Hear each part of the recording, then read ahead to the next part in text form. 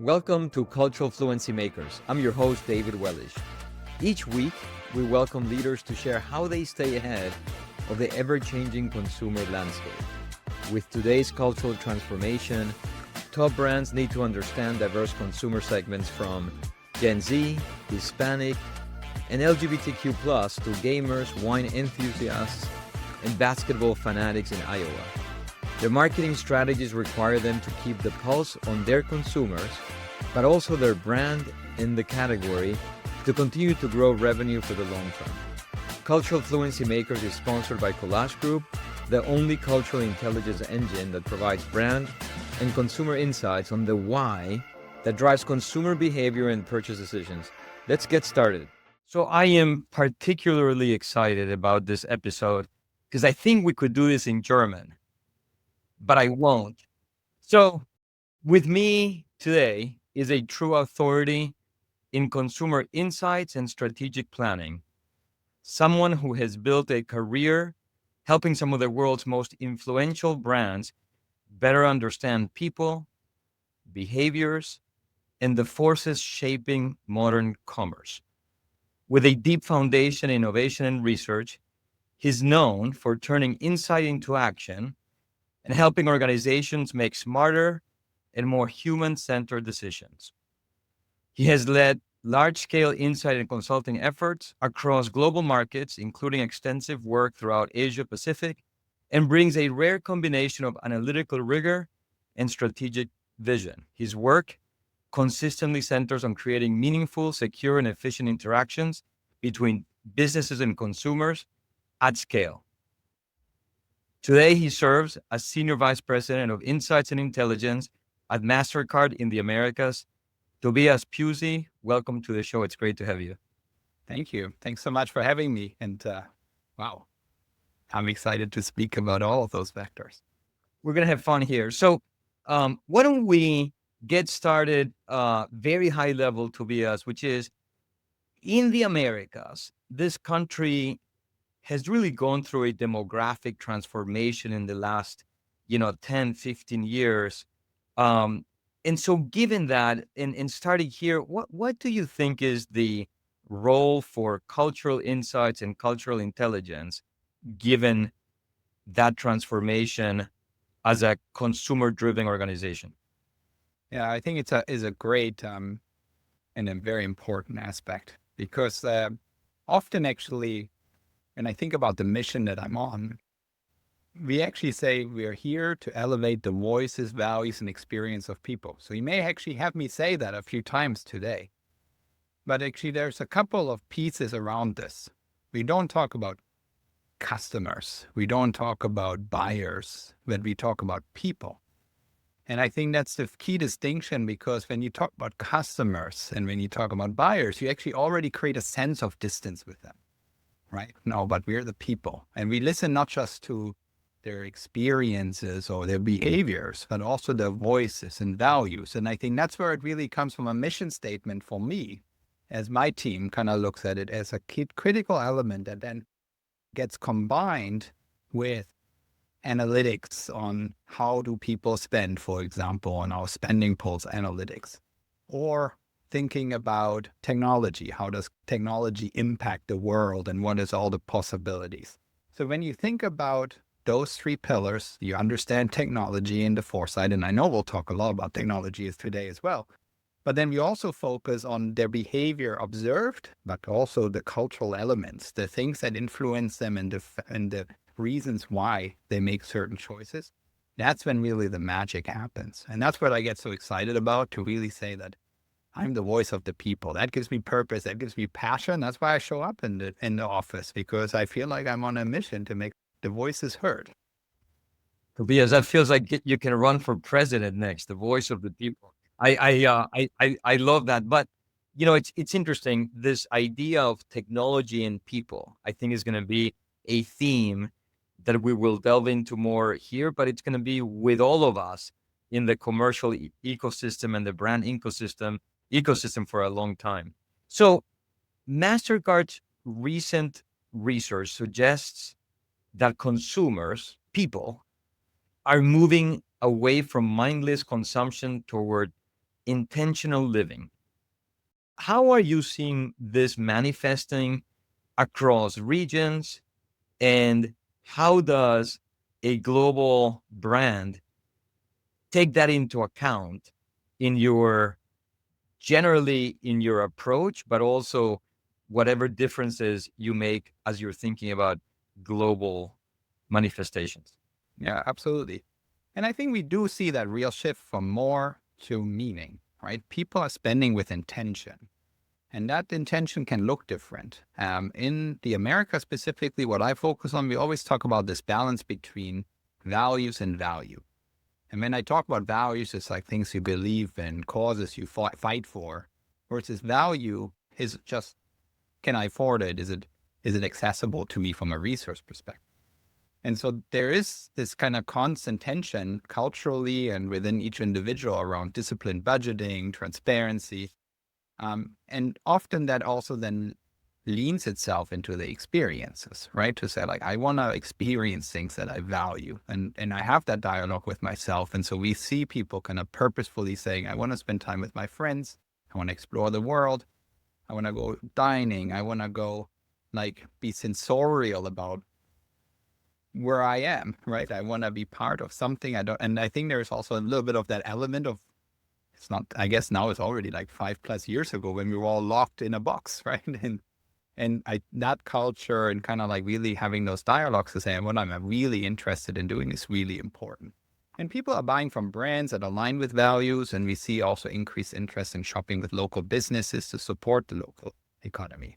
So maybe I introduce you to two common intentional modes, right? And one is kind of financial wellness, but clarity from a cultural tension standpoint, where people want simplicity and transparency. But then on the other end, we also see purpose and growth. It really aligns to goals, entrepreneurship, and value. And so when again, we look at those purposes to say like, I want wellness and clarity versus purpose and growth, like what does that translate to from a brand standpoint or financial services standpoint, right? And when we think about like how we've activated against that, like to kind of give people that consistent cultural moment and experience and clarity and purpose, is that we turn moments into movements. Again, I'm just picking from kind of what we do within our organization here in the Americas, where we have a partnership with Stand Up for Cancer, which is something that I can personally believe in. Like everybody knows someone or probably has someone that they care about that has had a challenge or a battle with cancer. And we kind of look at that long-standing partnership that is going on for many, many, many years already. And then we connect that to cultural moment, like the All-Star game, that really intersects with a deeply emotional and personal moment, right? And so when you think about the All-Star game and everybody stands up with a placard, when everybody's just kind of there and thinks about something they deeply care about, creates community, creates culture. And then we unlock donations with everyday spend. So we kind of have mechanisms that kind of like deeply personally connect to what you care for, the experiences, the intention, connected to something you're passionate about, which is the sport and the kind of community that you belong to and give you that sense of belonging, but then still link it to say like, and if you, by the way, use our product, you can be even a greater part of that movement. And that's being kind of tuned in with like what people care for, their values, their experience, their voices, and then let their voices be heard because everybody has something to say about these causes. Everybody has some story to share. So we encourage that sharing, we encourage that kind of message. And so it's really kind of a global promise for us to kind of give that people the choice and the peace of mind, but then expressing that in a local nuance, because obviously baseball may not be as interesting to someone in Germany, like where I'm from originally. So they may be a soccer event. It may not always be the cause around an illness or finding a cure, but it may be another cause that the culture really cares about and supports. But it's really kind of bringing these cultural ingredients together to become part of a movement and a bigger purpose that people can lean into. Tobias, so many kernels here, values and value moments into movements.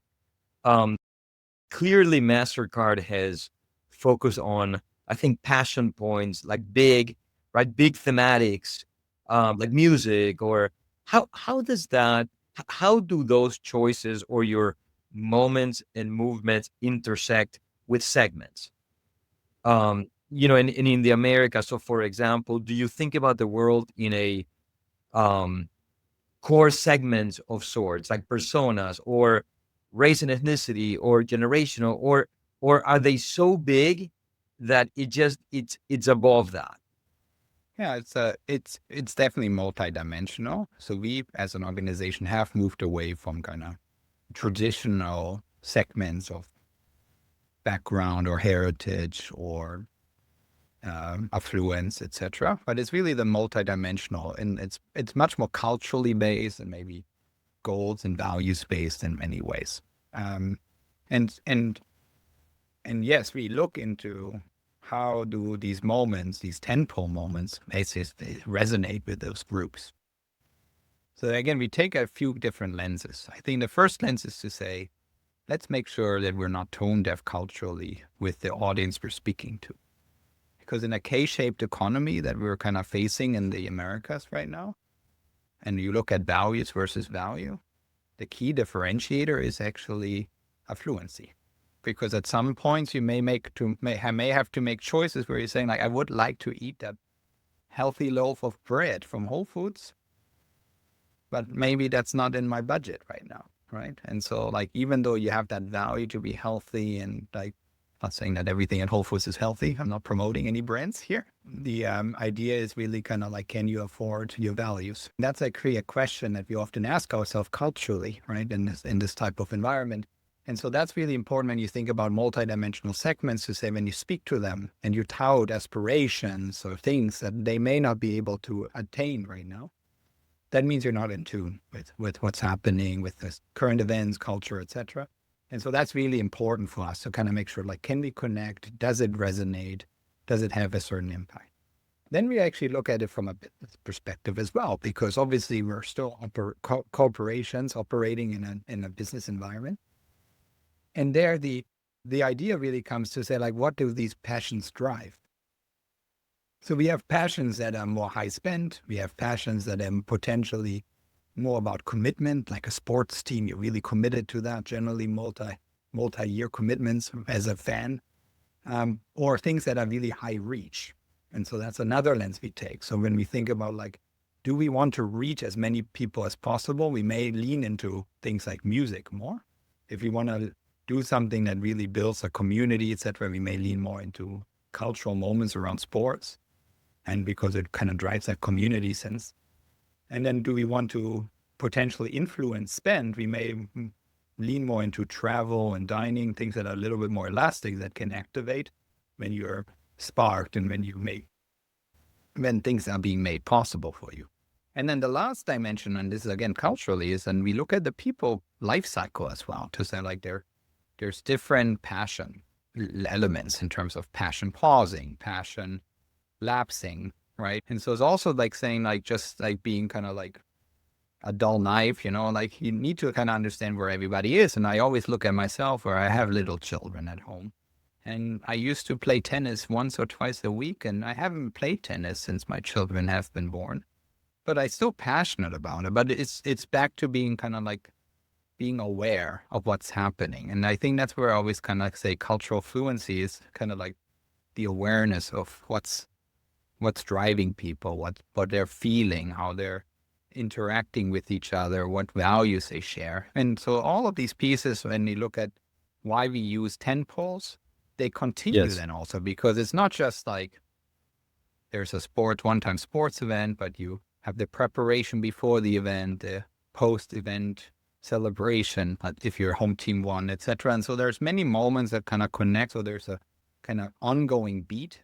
It seems like a very sophisticated model, to this multi-dimensional approach. But by the way, we're in different shifts in life.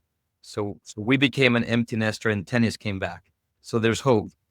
So let's move into, at Collage, we study people, and study values and choices, and we have seen how trust has just decreased significantly over time in American consumers. And so let's take, for example, if 42% of people globally trust social media for news, as consumers retreat into their own uh, circles, intimate circles, how does a brand like Mastercard enter these sort of more private cultural space?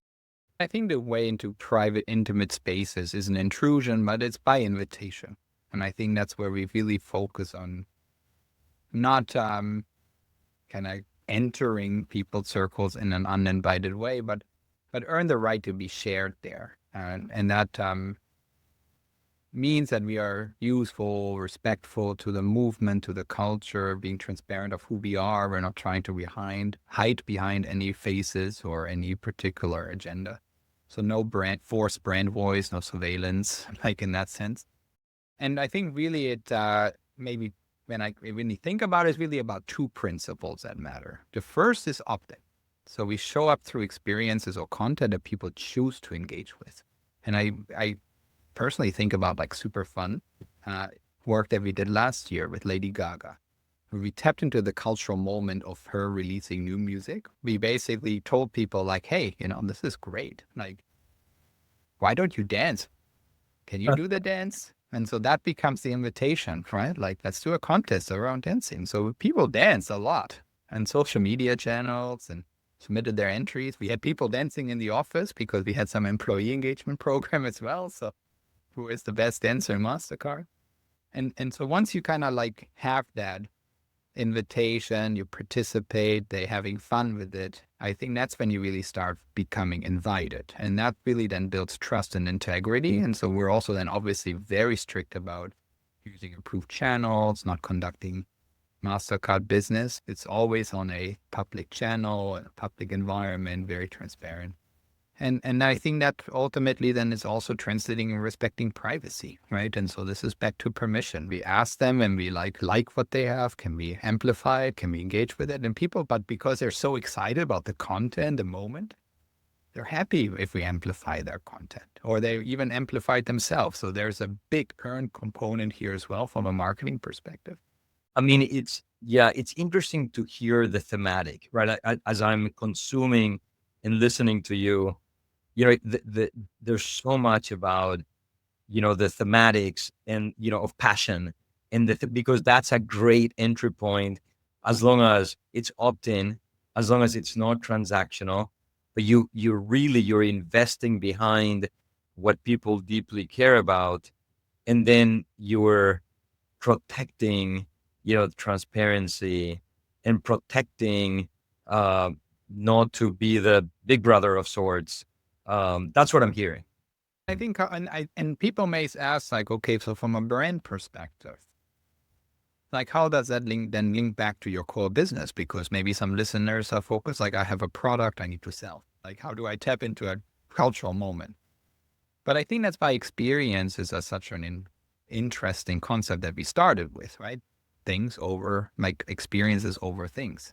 And then experiential purchasing or interactions, that's actually easier to be linked into passions most of the time. And so since we're not a single category promoter of something, we're promoting like commerce as a whole, like it becomes an easier brand association for us. So Yes. you may have that luxury because obviously everything you do, like booking your flight, buying your tickets to the concert, etc., those are all elements where payments matter and where kind of like you can be relevant, right? I think it's such a brilliant marketing approach to really bridge the gap of the sort of, what's more complex as a credit card institution to the things that people really, deeply care about.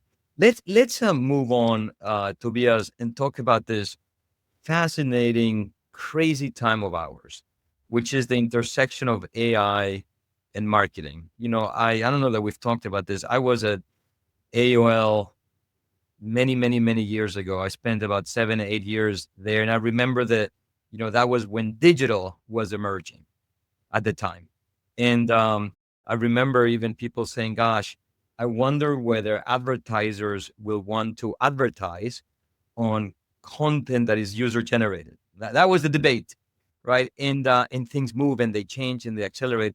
We're living through a such an enormous time of innovation.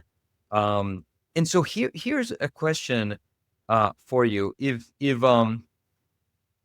digital purchases are soon to be initiated by AI agents, how does cultural fluency change? Do we have to start marketing to the machine's values, or does the human user's culture still dictate the AI model's choice or the agent's choice? It's a very provocative question. Cultural fluency does not go away, I believe, right? And when you really think about it's a bit of a democratization of access of information in my perspective. Because when you think the last 10 years, merchants use a lot of algorithms and a lot of technology to present content, present products to consumers. So when I go to a website, it's different for me than you. And that's personalization. That's what we call it, right? In the end of the day. Now, the democratization of these agents really means to say, like, well, the consumer now has maybe more equal access to a technology where we have more unlimited computing power to represent us as people. To say, I have these values, I have these objectives. Can you find me these things? And now when we give demonstrations today, obviously it's early stages, we have early implementations on agentic commerce capabilities. The level of intent and instruction is still a little bit, buy me movie tickets or something. I mean, it's not very complex today. But where I'm really excited about is that soon people really have the ability to, first of all, express their wishes and learn together with the system. And I always give this example that many times narratives around technology in this space would be like, well, like then the agent would just always find you the best possible price everywhere. But actually that may be just one motive that people have, but people may not only care about always having the lowest possible price. That's a very simplistic view of the world. Sure, that's not consumer behavior.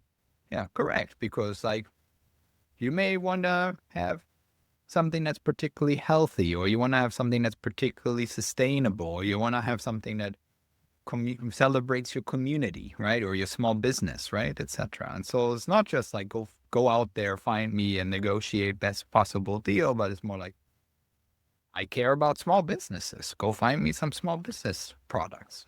I care about sustainability. I care about my health. I care about the people around me. I want to make sure like I care about my financial well-being, right? Like, I mean, there's all the things I care about. So we have so many characteristics, and that's back to our multidimensional approach to people, like that we want to kind of reflect that. And where I see the opportunity, and you see that a little bit in our research industry, because we talk about synthetic clones, I actually feel like that's a really good chassis to kind of start thinking about like how consumer agents may behave. Because if we train these synthetic versions of people, like that becomes multidimensional. It's no longer like this agent will just go out there and find the lowest price and make things very easy for you. But they will start looking at all of your different personality traits and objectives. Yeah. And that's where cultural training and complexity comes into mind. Now, the democratization of information is super interesting to me, because when we look at cognitive load theory for people, we can retain about 4 to 7 pieces of information, and not for very long. And then often we then start abstracting later on. Oh yeah, I think I remember, or I think this is what I've heard before. The models don't really forget. The models have a much higher cognitive load. Obviously, you can give them thousands of pieces of information. Yeah. And again, there's examples of like new applications coming out there where you can scan the barcode. It tells you if it's healthy or not, etc. Things that you cognitively would not have been able to do previously. Now you're making it accessible. So I'm pretty optimistic that like it will not, it will actually democratize information, and it will make humans reflect their values. And then it's taking away activity that maybe was not something they either could do or wanted to do or had time to do, right? And so this is where in some ways elevates the human, right? But now you got to deliver on a really good product because they will read all the reviews. They will read all of the return policy. They will read all the fine print, right? And so in many things, there is a little bit of this excitement for me to go into this agentic commerce space because of these human elements of things that I'm like, wow, I feel so powerful. It's very, very interesting. You're such a champion of the culture of experimentation. Is there an example in an instance where AI has already helped your team uncover a consumer insight that you think a human researcher might have missed? When I think about humans, we have cognitive load problems. And it's not and I never wanted research or information or intelligence to feel like a PhD exercise. Because ultimately, where the competitive advantage is won is at those micro decisions that you make.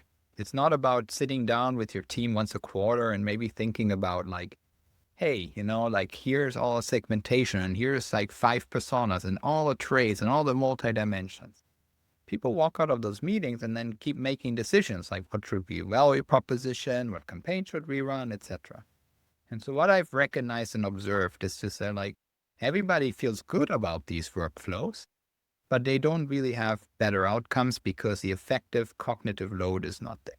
And so where I see AI helping us is to say we can be maybe more present in micro decisions day to day where AI represents us as a co-pilot to people making choices. So instead of me spending time going around doing roadshows with lots of data and information to business teams, I give them a tool that they can query day to day that has been trained on my proprietary data, that has been validated by me to give accurate and strong reflection of the research observation that we made with real humans. It's not about creating fake humans, right? Real human observations. But then when they make these small decisions, that's what we kind of coined as the moment of need. Right. And so the moment of need is when AI can deliver insights now better than ever, targeted at the exact question and context that the person is struggling with day to day to drive better business outcomes. And that's where I see the power, where it's not about replacing existing processes with AI, but it's actually much more about what can AI enable us to do that we were never able to do because we were just a small team or we have limited resource and time. And so it's similar to the consumer story we just talked about. AI just has more infinite, not truly infinite because there's tokens behind everything, right? But much more capacity to kind of support the business intelligence day to day and really making it making the AI persona sit with the people every single day. That's my goal, that they will refer back to this persona every single day as part of their decision making. So the customer and the people, not the customer, the people are always present. It's so interesting. I just did a post this week earlier on LinkedIn, and I talked about grounded synthetic data. That there's so much about synthetic personas and data that, is in the marketplace. And at Collage, we begin with 15 years of data, actual data from actual consumers that become the seed, or you can then model and, you can go from there. And I call it grounded synthetic data versus, synthetic data that you can model based on not much depth. How are you thinking about that? Maybe let's say a cynic could say yeah, but I could just go into one of the tools, to one of the large language models and just have them create personas and journey maps, etc. They know so much. But what I basically then retort is to say they do, potentially.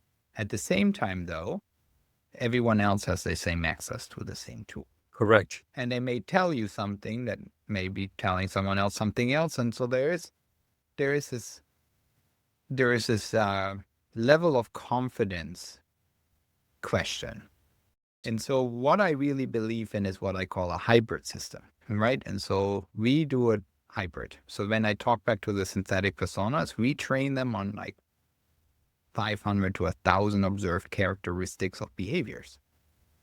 And when the technology and the tool we're using, basically we will 100% reflect those characteristics back when put on pressure, right? Because it kind of refers to that, to saying, this is who I am, this is how I would make choices or trade-offs based on observations. But then it would fill in the other elements that may not be part of the characteristics. So like it may fill in how do you onboard a credit card to this particular merchant app? Because that's something that you can source open source. So you cannot kind of open source the journey or like what people talk or where are pain points in the ecosystem, but you overlay that with grounded data, as you called it, of the characteristics that you know and feel confident about. And then it becomes that interplay between open source data and closed source data that drives competitive advantage, because that becomes unique to who you are, to uniquely what you know. But at the same time, you're not like completely closed off to the world, right? And so this is back to a hybrid system versus like I have my data only and I don't look at anything else. I think that's wrong. But it's equally wrong to just look at everything else and not look at anything you have in-house in a proprietary fashion. Fantastic. Very insightful, Tobias. Let's move on. Two fun questions, and then we'll get to a little more personal. For the next generation of cultural fluency makers, what do you think is most important? Being a data scientist who understands culture, or a cultural anthropologist who understands data? Yeah, I think there's an opt-out answer. It's like bilingual talent, right? We said we're gonna do in German, right? So English, we're gonna speak both, right? And my kids speak Chinese. That's great. But again, it's what I think about is like translating between human meaning and machine measurement, right? And I think, and this is where I sometimes have organization insights functions fail, because they focus so much on the machine measurement part, which is like, I do a survey, I post it in a dashboard, and the dashboard is available to everybody. You know, like there's lots of data everywhere in the system. But they outsource that human meaning to others, potentially as a function, or even like don't spend much time thinking about the meaning, right? It's just like KPI driven or data driven, but then kind of forget like, why did it happen? And again, that goes back to the pillars I said, like you have technology influences, like observational influences, like spend data in our case, and you have the why, the people, voices, experiences, and value. And so it's really bringing those languages together that kind of unlocks new capabilities. And yeah, I mean, I think it's like maybe the other thing that I always tell people is like the new skill in the world is asking questions. Yes. Because everything in generative AI is prompt. And I don't know why they called it prompt, because prompt is, for me, is just another word for question in many ways. Like, and it's an instruction. Yes, I get it. But in many ways, a prompt is like a combination often of instruction and question. So that is the skill that I see is super important. So it's not so much about writing code anymore, but being the instructor, the questioner of the code. And I think that's a recent article that I read was about like how it's becoming really weird, like where it's like coders, when they work with the large language models, actually would kind of say, write this code. But then equally have to question, would be like, but don't forget, or did you check, or don't skip, so there's this kind of weird like cultural element to it, to say like it's bilingual in many ways, because it is not just like giving instruction, but it's also then asking questions, confirming, reconfirming, which is much more human in nature and cultural in nature. Fantastic. All right, let's move on to two personal questions to wrap this up. One is, Tobias, what inspires you? You've had a great trajectory. What motivates you every day?